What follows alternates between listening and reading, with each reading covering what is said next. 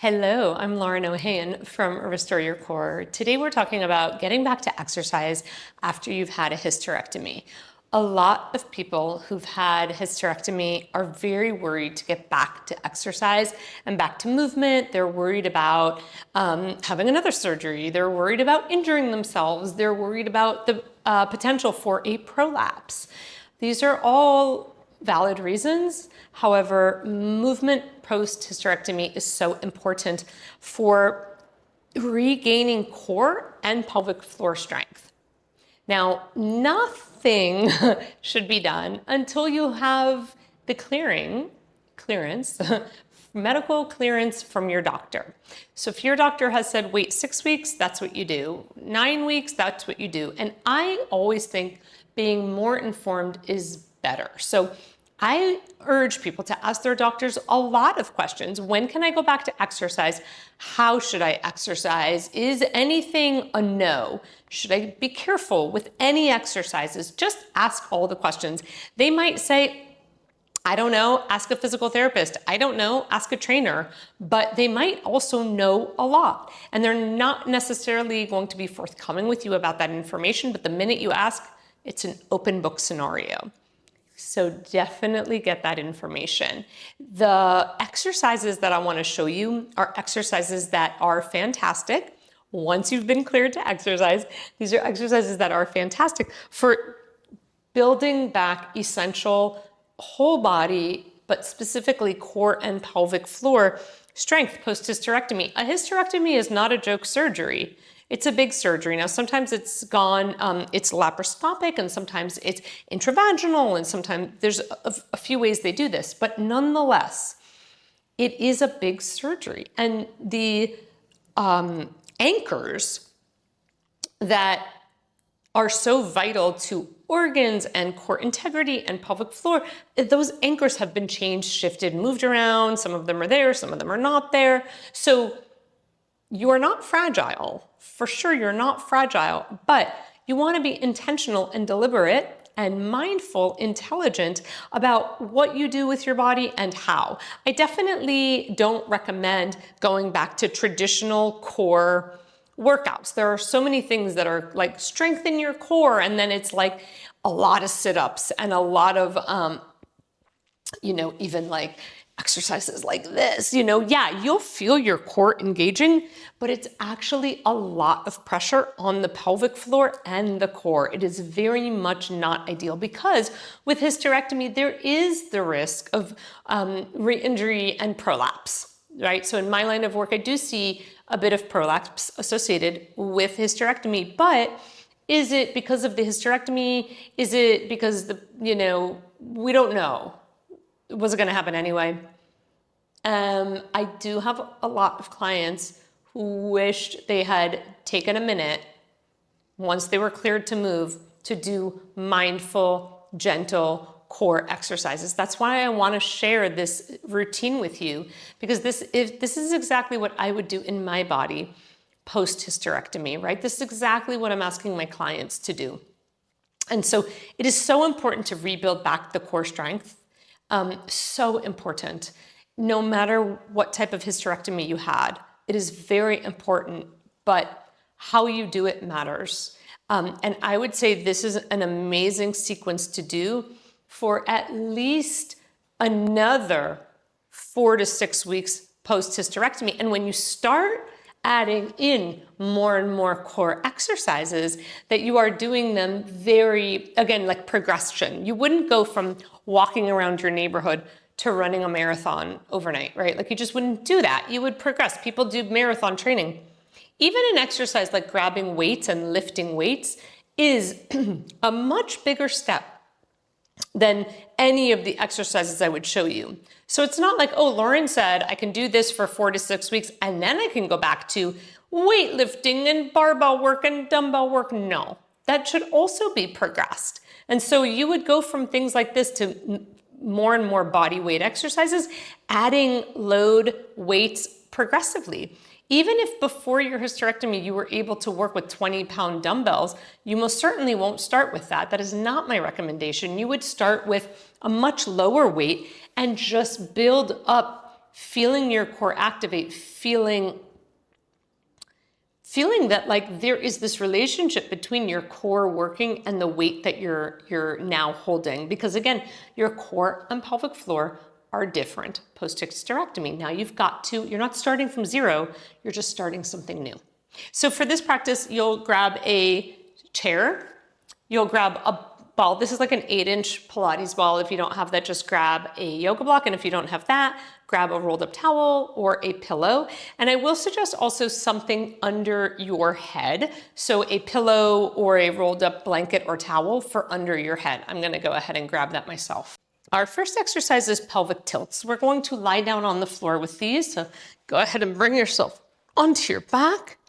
And the idea here is starting to mobilize the pelvis, which is really also working the core muscles and the pelvic floor. So you're going to be moving your pelvis as if from 12 o'clock to 6 o'clock. Now, what I want you to be aware of as you move your pelvis from 12 o'clock to 6 o'clock is that you're not pushing your abdominals upward and outward like that. That is going to push all of your organs downward into your pelvic floor. It's a lot of pressure. So again, what you don't want to do is push your abs up every movement. And I'm going to encourage you to do less movement with your feet. So try not to push your feet into the floor. Try not to overarch your back. See if you can very much isolate the movement to your pelvic. You're thinking about tilting your pelvis forward and backward, feeling the pressure of the rolling along your sacrum back here. So we're just moving kind of in this area. It's not a big movement. We're not moving all the way up into our back. Okay, and I like to do those with, breath. I like to exhale to tuck under, inhale to untuck. I like to exhale out of my mouth and blow like I'm blowing candles. You can also then take this into a clock movement. Like now we were going like 12 o'clock to 6 o'clock, maybe do also 3 o'clock and 9 o'clock. So now it's side tilting. You're tilting your pelvis side to side, like turning the pelvis now. I'm turning my pelvis more to the right, and I'm turning my pelvis more to the left. That's going to be activating my glutes a little bit more. And I'm not letting my knees windshield wiper. So it's not a twist per se. I'm really keeping my knees exactly on their train tracks as I twist my pelvis. As I twist to the right, my left glute comes off the floor. As I twist to my right glute. So you can do those. I love the tuck and untuck. And then I love the tilt. And then you can even do circles. So just begin to circle it around. It's a combination of all those moves, but you're not doing too much to the side anymore because you're now in a circle. So that side to side is limited. Notice that my knees, as I do this, notice that my knees are moving, but they're not, again, windshield wipering as I do this. And your breathing can just be calm and steady. It doesn't have to be too deliberate. Just don't hold your breath. And again, just thinking about that you're not feeling your core wall push outward towards the ceiling. Okay, after I do a bunch of those, then I like to move into glute bridging. So I stay right as I am. I'm going to push my feet into the floor. So straight down, not forward, not backward, straight down. And as you do that, you kind of feel your glutes engage, right? Your butt will squeeze a little bit. You're going to combine that with the pelvic tuck that we just did. So you push your feet down, your glutes will start to engage. You tuck your pelvis, and then you just keep rolling and lift your hips off the floor. Now, some people for this don't love the pillow under their head. I am some of those people. I don't love the pillow under my head. And you lift up. You don't have to go too high. What we're not doing is a big arching motion. So we're just coming up a little bit. Now, because you may not have been doing too much exercise over the last few weeks or months, it might be, again, that your core is feeling a little bit less conditioned. And what it will try to do, once again, the path of least resistance compensation pattern, is it will push up. It will, again, push up towards the sky. We don't want that. So you blow your candles, you feel your abdominals corseting in, and you lift up with that. Okay, and I like to do about 6 to 8 of those, and definitely holding at the top. That feels great to a lot of people, and lowering down. For none of these are you blowing past your effort. So it shouldn't feel like you're to get up there, okay?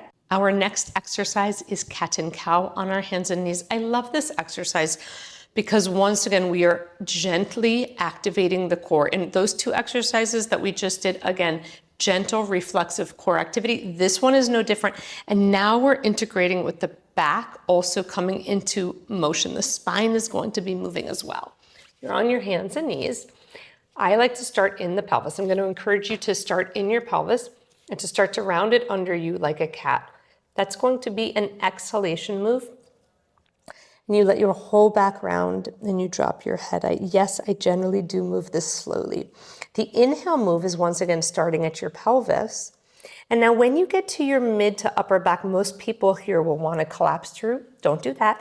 Instead, keep your arms really straight and try to point your chest forward to the wall in front of you. So if I were to sit down and sit on my knees and demonstrate that last part of the move, again, I'm thinking about taking this part of my chest and reaching it forward and up between my arms. So if I'm on my hands and knees, again, my arms are straight, I have not sunk down, and I'm thinking about reaching my chest forward and up, looking forward. I feel a nice big contraction in my upper back. I have not collapsed, and my core is now still working because it's preventing my belly from dropping down like this. Did you see my belly just dropped down like that? So even as I come into this move, I don't drop my belly all the way at all. So this is an inhale, but I don't let my belly once again drop all the way down. The exhale, start at the tail. Don't go quickly, don't push quickly into it. Sequence from your pelvis. And just keep going back and forth. Same thing. I like to go back and forth 6 to 8 times. If you don't have like endurance, if your hands are not conditioned to hold you, that's fine. Do 2 or 3, twinkle your wrists and come back for a few more. Okay, our next move is plank. And a lot of people are terrified of plank, especially post-hysterectomy. There's a lot of fear-mongering out there about it. Plank is a wonderful exercise to begin to build your core strength. Your abdominal wall carries the weight of the organs as you're in a plank. It's a great body weight exercise, and your abdominal organs sit on your abdominal wall, and they have to work hard against the weight of those organs. It's perfect. Every time you bend over, that's a similar movement anytime you bend over. So plank is a great pose really to train your core to respond to the weight of its own body. However, I don't recommend a full plank at first. A full plank is something you would work into months later. So we would modify it on the hands and knees or the forearms. It depends, every person is kind of different. So the hands and knees plank that I love to do is we start back like we did in cat and cow here. And I'm gonna scooch my hands forward just a little bit. I'm gonna keep my spine long here. So I'm not rounded like a cat or collapsed anywhere. I'm going to exhale and shift my weight forward and then press through my hands to come back. I can even come back a little bit more, getting a really nice glute stretch. So just forward and back here. Again, as I come forward, I want to feel like my abdominals are corsetting inward with that exhalation and not bulging and pushing forward and outward. Okay, so that's important. And you might, again, have the endurance for 1 or 2. Stop and twinkle the wrists, do a few more, work up to 6 or 8, and this can be done on your forearms as well. And again, coming forward and pressing back. And some people prefer their hands here, scooching forward, and you're just starting to get comfortable with your arms moving further and further so that your body, you're not quite here anymore, right? You've inched your way forward a little bit. You notice that my pelvis is a little tucked here. I'm not collapsed down. I'm not sinking through my shoulders. So this is quite a hard move. And I would recommend that the forearm move really be progressed towards, that at the beginning of the forearms, you're staying close and you're just kind of, again, feeling here. Over time, making it a longer and longer distance between your elbows and your knees. Same thing on your hands. You can eventually work yourself so your hands come quite forward and you're in a plank here, like this. The difference between that and regular plank is just the knees are up versus the knees being down. You can also do this, one of my favorite ways is just one leg back and back in. Finding those candles and the leg reaching back each time, right? So you can also train it here. Ultimately, working your way up to feeling that core setting and then both legs. That is a big ask. Both legs is a big ask of your body, especially right away. If you've just, right, I definitely don't recommend it right away. But work your way up there. At least don't do full plank for another, I wouldn't do it for another 4 to 6 weeks after surgery, minimum. I would stick with those modified planks for sure. This next exercise is a favorite of mine. Here's where this ball comes in handy. It can be used in so many exercises if you decide to invest in these balls. So you place the ball, the pillow, the block between your thighs, and you're just gonna squeeze and release. This really works the connection between your inner thighs to your pelvic floor. And every time you squeeze the ball, you're, again, blowing those candles, feeling your core setting inward. So my core setting inward is not the same thing as blowing candles and sucking my core in super strong, super tight. That's not what I'm doing. I'm not, I'm blowing candles and feeling my core responding to that as I squeeze the ball. I usually do about, again, 6 to 8 to even 10. And then sometimes I'll even just do the mini pulses here where I'm not releasing the tension all the way. Long candles, exhales. Come back to lying on your back. Again, the pillow or a towel or a blanket is optional. You're going to take one of your legs. Let's do the right leg together. Now, the right leg is going to be, the action is this. The right leg is sliding away and pulling in. But that seems really like, okay, what's the big deal? The big deal is that you're not actually,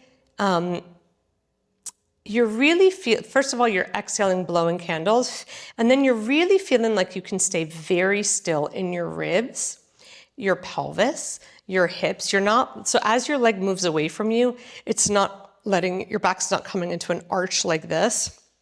And I want you to imagine that your leg weighs like 300 pounds. Like really kind of like it's weighted down, right? So, and I actually put my other heel on the floor so that I resist the urge to push. I don't want you pushing your left leg into the floor. I want it super light on the floor. So you can keep the foot down or heel and then nothing changes, and you're not using this leg for help. You can either get straight or semi-straight. If you get straight and it makes your back arch like that, then that's obviously too far. Exhaling to bring it back in. So this is actually a really hard exercise. I felt my cheat happening. My ribs immediately started arching. This is a really hard exercise if you're not moving anything but the leg is really heavy and you're not using this opposite leg to help. Again, 6 to 8 to 10 slides per leg. And then our last exercise here is the most challenging one, and I want you working up to it for sure. Okay, so we're going to inhale here. As you exhale, your right leg comes up into this tabletop position. Now the same thing, I can do this with no core engagement, right? I can just kind of fling my leg up, or I can make it corific. So to get it corified, very interesting words coming out of my mouth. I can stabilize my pelvis and spine. I'm not tucking under. Stabilize my pelvis, stabilize my ribs, stabilize my spine. Don't use this leg for help. Left leg, don't use it for help. Inhale, place your hands on your abdomen. Exhale, blow your candles, feel your abdominals tightening and can you keep them corseting in as your right leg comes up? Now, if your right leg came up and your abdominals pushed outward like this, then the move is too hard for you. And before you move on, you need to first learn to stabilize here, to lift the leg without the bulging, okay? Once you've learned to do that, you are here, you're inhaling, and now you're exhaling, you're gonna dip your toes into water. As you do that, don't let your core bulge out like that. So if your core starts to bulge out like that, it's too hard. So go only as far as you can before you bulge. It might be an inch, might be a little bit more. Coming back. So moving on the exhalation. Work your way up to being able to do 8 to 10 per leg. Again, if endurance becomes a thing, which it might be, no judgment, just stop after 2 or 3 and then pick it back up again. There's no need to get like disappointed and judgy. The whole way that you build strength is by showing up as you are without like these big expectations of yourself and going through these exercises, pausing as you need to. If you push your way through, that's where injury happens because we're no longer being mindful with where we're at in life. We're just pushing through because it's really uncomfortable just to stay in the place that we're at. Stay where you are. You will build strength and grow from there. Okay, enjoy and hit up the chat if you have questions.